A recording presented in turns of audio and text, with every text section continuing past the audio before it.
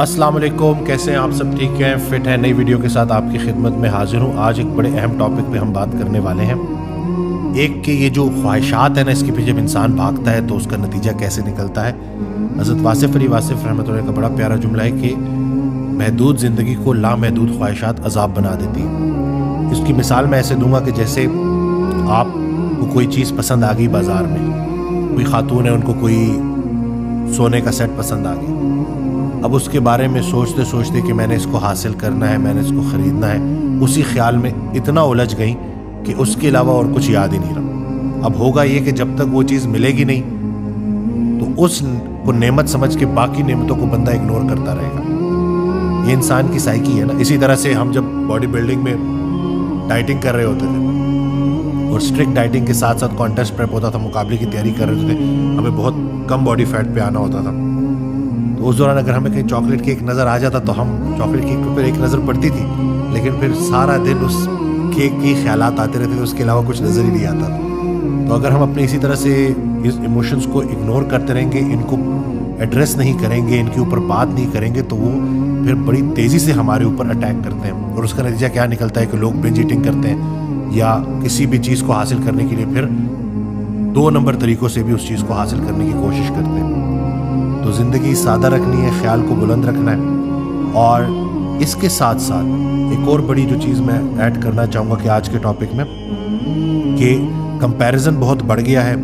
ہم کمبائنڈ ایک family set up میں رہتے ہیں، زیادہ تر پاکستانی، تو اس میں ایک دوسرے سے موازنہ ہو رہا ہوتا ہے، اور اس کمپیریزن کی وجہ سے نا انسان اپنی جسمانی ذہنی صحت سے محروم ہو جاتا ہے۔ میں دیکھ رہا ہوں کیسز میرے پاس آتے ہیں، سسرال کے تلخ رویوں کی وجہ سے خواتین ٹوٹ کے رہ جاتی ہیں۔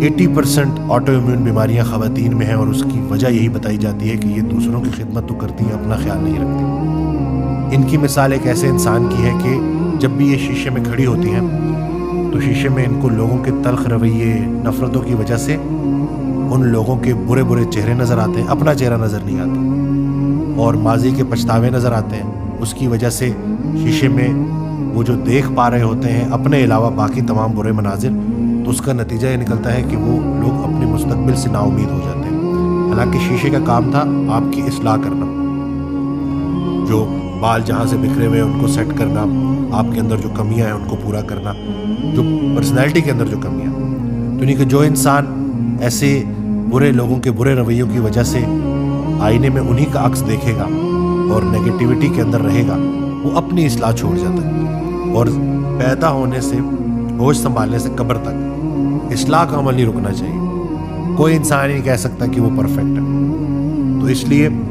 اس بات کو ذہن میں رکھیں کہ اگر آپ کی لائف میں پرابلمز ہیں، لوگوں کے تلخ رویوں کی وجہ سے آپ کے اندر تلخی آ گئی ہے، لوگوں کے ساتھ کمپیریزن کی وجہ سے اگر آپ موجود جو نعمتیں ہیں ان کو نہیں دیکھ پا رہے کہ اللہ نے آپ پہ کتنی بلیسنگز کی ہوئی ہیں، تو آپ کو ضرور اپنی لائف میں کسی استاد کی ضرورت ہے۔ ایک واقعہ حضرت واصف علی واصف رحمۃ اللہ نے سنایا کہ ایک شیر کا بچہ تھا، چھوٹی عمر سے نا یہ جو بھیڑ بکریوں میں پل گیا، تو وہ بھی اپنے آپ کو وہی سمجھنے لگا۔ تو ایک دن ایک گرو شیر جا رہا، تو اسے جب دیکھا کہ یہ تو اپنا بچہ ہے، ان کے ساتھ کیا کر رہا ہے، کھیل کود کر رہا ہے، تو اس کو لے گیا اور تالاب میں اس کو اس کا عکس دکھایا۔